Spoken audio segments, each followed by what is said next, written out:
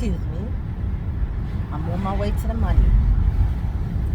And unfortunately, YouTube does not offer to go live on a mobile device. So I have to, this is like pre-recorded. I have to record it and upload it, basically is what it means. But I wanted to discuss normalcy. And I wanted to kind of, because my memory is like really terrible. I have a terrible memory. But I wanted to get on the topic of this discussion before I forget. So the basis of this conversation is normalcy. Now, before I get into it, I just want to say that uploading videos, doing live videos, and things of that nature is not a form of therapy. It is therapeutic for me. And as much as I thank you for tuning in, watching, subscribing, kicking it with me, it is not a form, I don't think it's a form of therapy for you. I just want to put this disclaimer in. So don't hold me accountable for the lessons that I'm learning and the lessons that I'm sharing with you. When I say don't hold me accountable is don't come at me sideways because the lessons that I'm sharing with you are not working in your situation. My experiences is like any other form of information. Hold on, because my windows was down and I feel like I needed to talk loud. But, maybe I don't have to. My experiences are like any other form of information you may receive. You take what you can from it and discard the rest. You take what you feel like applies to you and you tailor it to your circumstances. Because although our lives are very similar in the sense of experiences, no experience is exactly the same. But if it's any type of way that what I disclose to you, or if there's any type of way of what I'm saying to you is helpful to you, then that's a wonderful thing. And I'm very thankful that I'm able to assist you in any type of positive way that I can. Don't take my shit and twist it. If you unclear about something that I said and you need some type of clarity, leave a comment and I'll clear it up for you. Okay, so I wanted to get back to normalcy. Normalcy. What the fuck is normalcy? Especially in this day and age and time. Who defined what normal is that we all decided to go with that notion and pretty much judge for ourselves what's normal and what's not? Because in today's culture, especially with the cancel culture, you being true to yourself, you being real about your situation, or you being honest is not respected. And it is what was the point I was gonna make? It's, they'll cancel you out for that shit. However you truly feel, if you put it out there and the majority disagree with it or just don't like the fact that you said it, they'll be ready to cancel your ass out. So with that being said, who deemed what's normal, and why do the masses follow what seems to be someone else's definition of normal? Let me explain the point that I'm getting at. Right? Hold on. Let me turn my seat down. Yes, I had the heat on my seat so that it can get to my back, because I woke up with a little bit of back pain this morning. Normalcy, right?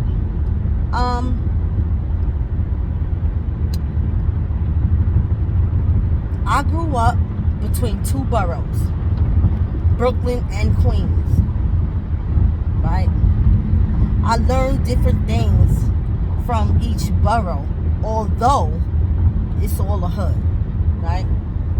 And the other day on my live, I discussed how we have to transition our way of thinking as we grow. So even though we grew up in the hood, what may have necessarily gotten us to elevate in the hood and having a hood mentality may not necessarily apply to our adulthood when we're growing and learning, right? So that also goes for normalcy to a degree. What I mean by that is, when we were growing up and we was dating these hood niggas, right? These hood guys. Whoever we chose to date, they was in the hood. I don't care if you was a 9 to 5, but you was still a hood dude. You still had the same type of drug dealing as friends or the hustlers or whatever the fuck. Your circle was still basically the same, and you still basically grew up with the same mentality. It doesn't matter right now of how you got your money. That's not what I'm talking about. So when we grew up with these hood niggas and shit, right? The way that they treated us back then, we tolerated a lot of shit, and I'm speaking in retrospect. We tolerated a lot of shit as women because that is what we deem to be normal. Regular nigga shit. You know what I'm saying? We like, yeah, you know, he cheated. That's regular shit. You know, me and that nigga was fighting, fist fighting. You know what I'm saying? Nigga did this to me. Nigga bust my lip. Nigga, that's regular shit. The way that he communicate, which is not really a form of communication, but it's very limited in that time. But that's regular shit. You know, that's what we chopped it up as. That's regular shit. Because a lot of our relationships at that time was surviving oftentimes based on how we felt for the guy. Because guys would go out and they would do damn near any and everything. Like their actions, a lot of times their actions wouldn't add up to the way that they felt about us. And it's like the only time we was able to really get some type of feedback, positive feedback at that from the motherfuckers, when we had enough and started going the fuck off. Then, you know, I guess maybe something might have clicked in his mind and he figured, okay, I gotta change my shit up. And he'll change up for a little while and then go back to regular shit, you know, which, and this doesn't apply to everybody. This is just my experiences, being a teenager, being a young adult. You know, it's just regular shit. But who deemed that shit normal? Is what I want to know. Because here we are, adults now, right? And our relationships with our men, a lot of the time, this doesn't apply to all men. I'm not bashing men in no type of way. I'm talking about my experiences. And if my experiences trigger you in some type of way, that's not my fucking problem. But it's definitely not about bashing. This is me trying to understand my situation as a whole. Right? So let me get back to my case in point. The relationship with our men, I don't believe changed that much. And here's why. Because a lot of time we still going through the same shit with these niggas that we was going through in our youth. Now, as an adult woman, I sit back and say, well, you know what? I don't think that nobody really challenged our men and asked them what is normal. Like, why do you think the way that you're communicating with me, the way that you are conducting yourself in this relationship, the way that you are treating me, why do you think that that's normal? And why do you expect me to accept it as as normal when it's not. I'm not even going to get on the subject of love language. I don't want to get on that because I also believe that love language is tailored to the couple itself. But it is a line of communication that's understood between the two parties involved in a relationship. All right? So I don't want to get on love language. I want to talk about normalcy. And maybe they coincide, but it's not the same thing. So why do you think the way that men behave towards women they say that they love is normal when your actions are not displaying that to me? Right? Because if we have years in together, and I'm talking about some motherfucking time, you hear me? Some motherfucking time. Why the fuck do you think it's normal that you still sharing dick? Hold on. Why the fuck do you think that's okay? And particularly if you don't want that energy reciprocated. Now, I'm not saying, oh, we doing tit for tat. I honestly don't think, here's what I think about tit for tat. I think in today's modernization and lingo, you know what they call tit for tat? Exchanging energy. I'm giving you the same energy you giving me. That's what they call tit for tat. I've discovered in my adulthood that energy exchanging as far as relationships with men go is childish. I learned a very hard lesson in my youth, and I carry that lesson with me to this day. Here was the lesson about tit for tat, aka exchanging energy. Someone cheated on me, right?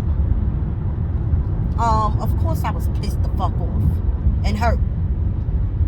So my thing was, you know what? I'm gonna fucking cheat back. And I'm gonna cheat back so that he know how I felt. Now granted, he probably did know how I felt once he found out. But it didn't make me feel better as a person because, number one, the person that I cheated with wasn't nobody that I even liked. I didn't have any type of chemistry at all with them, but I went and I did it. I picked a Joe. I picked a guy, that I knew liked me. And I did it intentionally with the sole purpose of trying to hurt someone else. Meanwhile, this person liked me. I didn't feel the same way about them. I thought they was cool, but I didn't feel the same way about them. And although I was a teenager at the time, I did not like the way that shit made me feel. Let alone, okay, my message got across to the other person. My message got across to my then boyfriend at the time. Eventually, we broke up because of it, whatever. But at that time, I was so hell-bent on revenge that obviously I didn't think the plan through. I thought that it would affect the other person or my boyfriend at the time. Let me say that. I thought it would affect my boyfriend at the time more than it would affect me. But that's not true. I was affected by that. Because I didn't like the person. I shared a part of myself with someone that I didn't care for or didn't like in that way. And I couldn't get that back. I couldn't take that back. It was regretful because even as I lay there doing whatever the fuck I did with this person, even then it felt like a personal violation to myself. I don't know if you can understand what I'm saying. He didn't force himself on me. I was a willing participant because I had revenge in my mind. But giving my body to someone that we was not on the same page, that I didn't care for at all, even as I laid there doing that shit, I felt violated. Right? I felt violated from the fucking door. So that was a lesson for me that I took well into my motherfucking adulthood. So that exchange of energy, that shit is not for me as far as relationships go. So back to normalcy, right? So now here I am in my 40s, 45, 46, most of us. And we are still experiencing very similar situations with men, adult men, that we experienced in our youth. Who deemed that behavior fucking normal to where people, men and women alike, that's involved in these relationships don't question it? They would rather deal with it, or they look and they blame themselves. Let me give you another example. If the man is cheating, right, and you find out, why the first thing that we do as women is question ourselves and say, what is it about me that he want to cheat on me? Or why he don't care for me enough or love me enough to not cheat like I do him? Why do we blame ourselves for the actions of someone else outside of yourself? Why do we find excuses to accept any type of behavior? Because, I mean, this go even for domestic fucking violence. Now, there's no way I could that I can save you. All I can hope is that I can spark the heart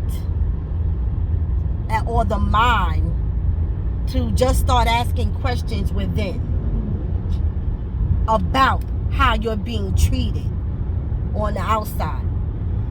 But why do we deem this normal? Who said this was normal? Because when I look back in retrospect, even to my situation today,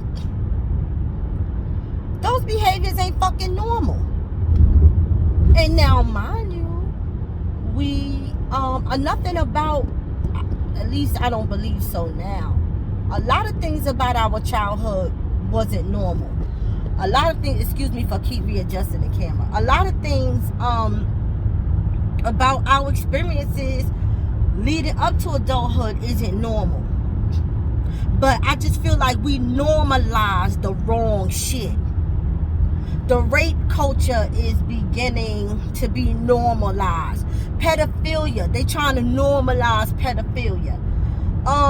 It's a lot of shit that society and our culture as a people is normalizing, and it fucking shouldn't be. The mistreatment of black women in our relationship is normalized, and it shouldn't be if you're being mistreated. Why are so expectations of us so fucking high, but accountability for the men that's mistreating us is not? You expect me to be, I just seen a meme not too long ago, right?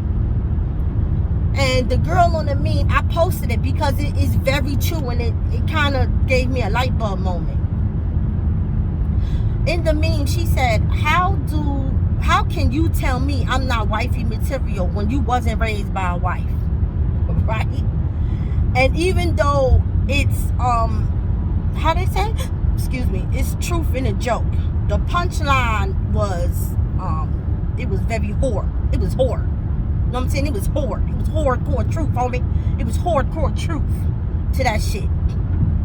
And when I see longevity in couples, right? I used to say, oh, black love is beautiful. Black love, black love, black love. And not to take away from it, not to say that black love is not beautiful. But when I see long-term relationships, because of my experiences, I start doing comparison. And the first thing I think now is, okay, somebody did a lot of forgiving, somebody did a lot of hurting, somebody did a lot of crying, right? Not to say that relationships aren't built on that, because relationships do have a lot of forgiveness. You're going to have turbulence. You're going to have turmoil. You're going to have challenges. You're going to have chaos.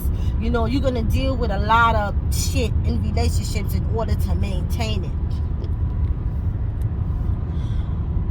But in my healing, and they say anything after but is bullshit, but don't go with that motherfucking bullshit. Because in our culture, we speak a certain way. Call it ebonics, if you will.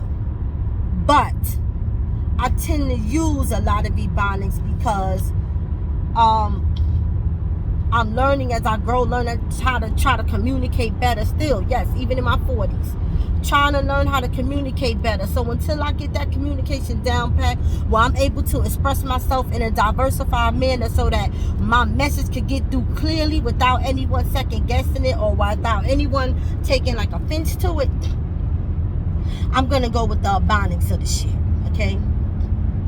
So, how do we normalize bullshit behavior patterns in our men? We make excuses for it. We don't hold them accountable for it. And we deem it as normalcy.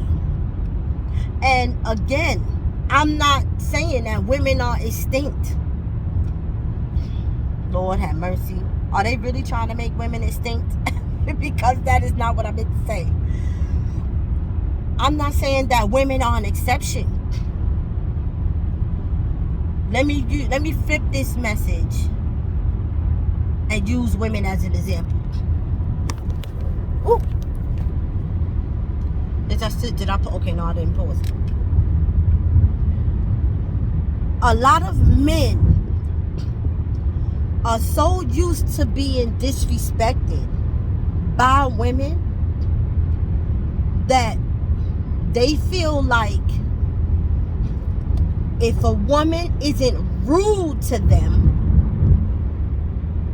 or disrespectful to them, she's corny. They don't consider her to be challenge worthy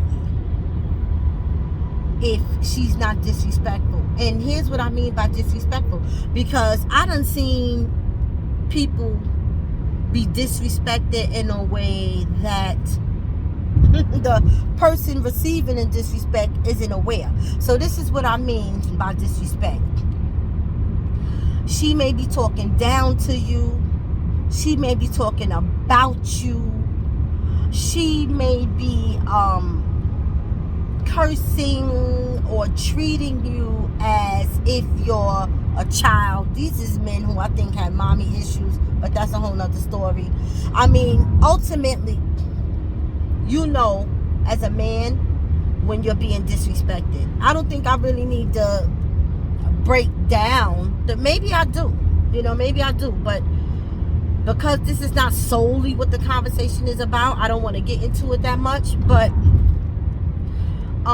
somebody who is destructive in your relationship by trying to break you down, trying to mentally, someone who tries to come in between your relationships with other people that you love, right? So you can love your homeboy, and you can love your mom, and you can love your grandma, or you can love whoever it is that you love. And someone who tries to separate you from other people that you love is this fucking respectful. That's some disrespectful shit. And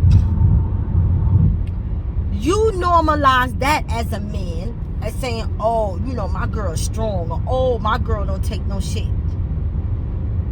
That's a form of toxicity that you normalize. And this is what I'm saying about we normalize the wrong shit. And so I want to know that what makes it okay for us to normalize toxic behavior when we fucking know in our heart that shit is not normal.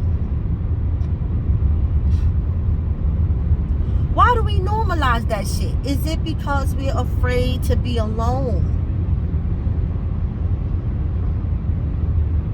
Is it because we are doing the bulk of the work in a relationship and we're just used to doing it? What I mean by that is, are you carrying a relationship by yourself?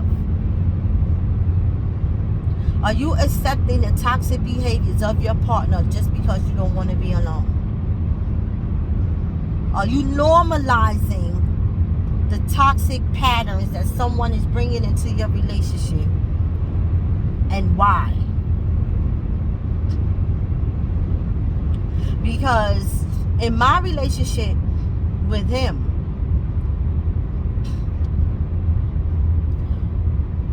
know what may have been normal for him. I want to say this right. That's why I'm kind of like pausing and hesitating, because I want to say it right. But I know the way that I was being treated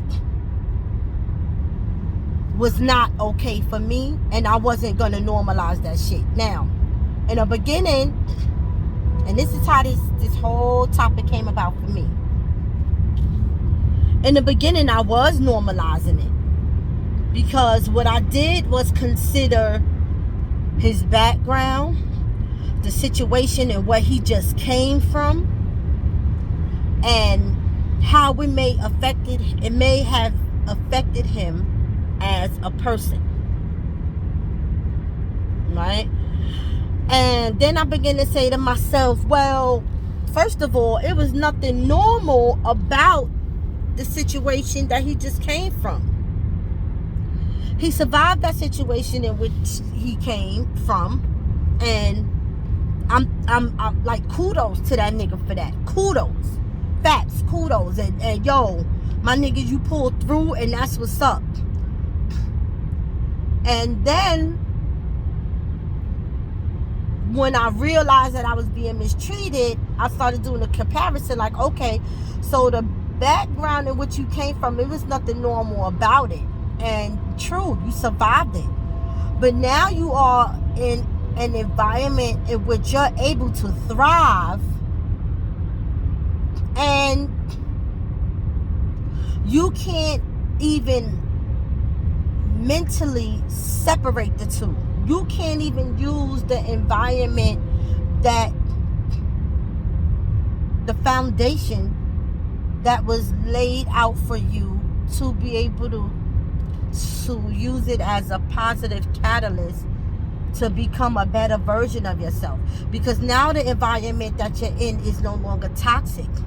But the way that he was treating me was toxic. The way that he acted towards me made me question, who is this person that he is now? Who's this person that he's become? And why do this person think it's okay to mistreat me?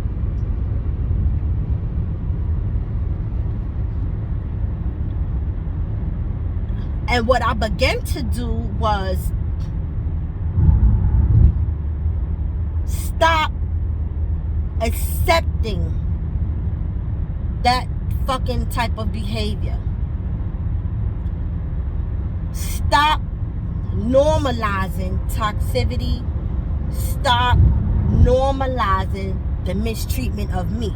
Because if I love myself like I say I do,